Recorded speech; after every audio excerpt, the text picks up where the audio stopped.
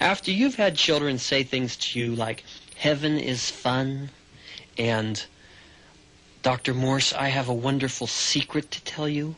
I was climbing a staircase to heaven. You can't help but start to feel a sense of enthusiasm for these experiences. Well, let's see how this guy's been doing. Dr. Melvin Morse is a pediatrician specializing in the resuscitation of young children in Seattle, the capital of Washington state. Until 8 years ago, he was the straightest of straight scientists, winning awards for his research papers. I had always thought that when you died, you just went into darkness. Near-death experiences to me were something that you would see in a supermarket tabloid, but not worthy of scientific research. What changed your view? Was it just the constant stream of cases you found? No, it was really meeting Crystal Merzlock changed my whole opinion about near-death experiences. It was totally darkness, and then I looked up, and it was a tunnel with a light, you know, just gleaming down from the top. And so I started crawling towards this light to see what it was. And suddenly I saw this woman, all dressed in white. She had long, dark hair, come towards me. And when she got to me, she picked me up by the hand. And she said, Crystal, my name is Elizabeth. I'm your guardian angel, and I will help you.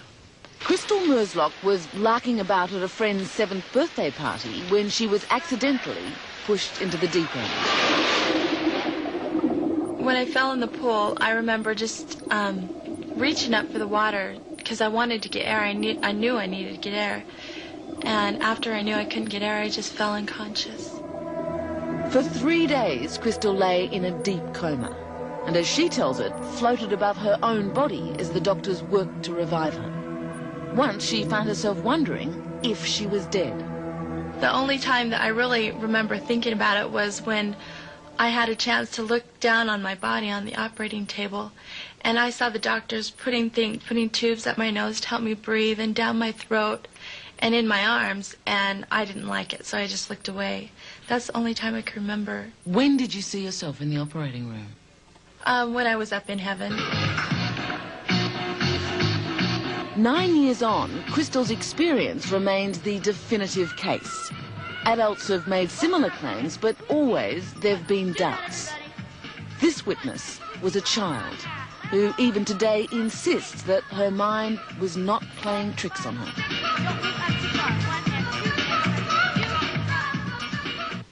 Tell me, how can you be sure it wasn't just all a wonderful dream?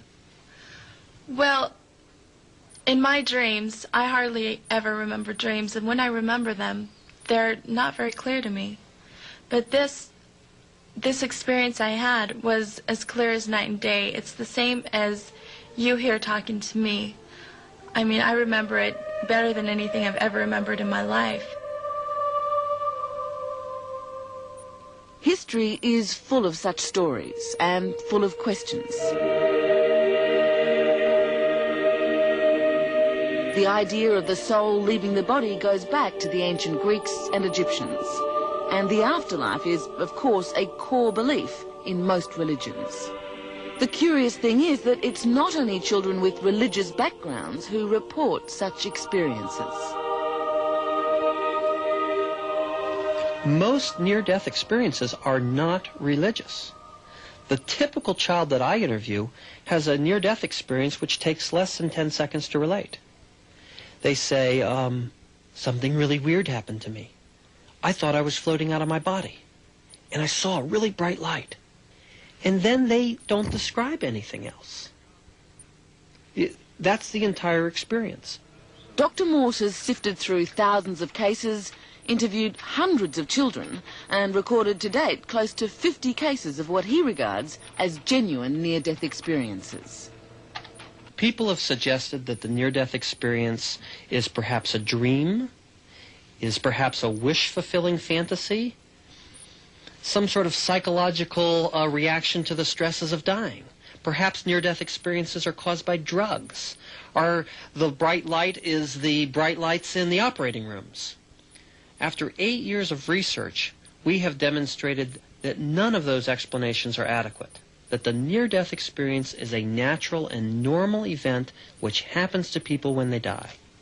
You talk about near-death experiences as something marvellous. Now, is that an appropriate word for an impartial researcher? All human beings are going to die. And the knowledge that the process of dying may well be the most amazing experience of our lives is wonderful.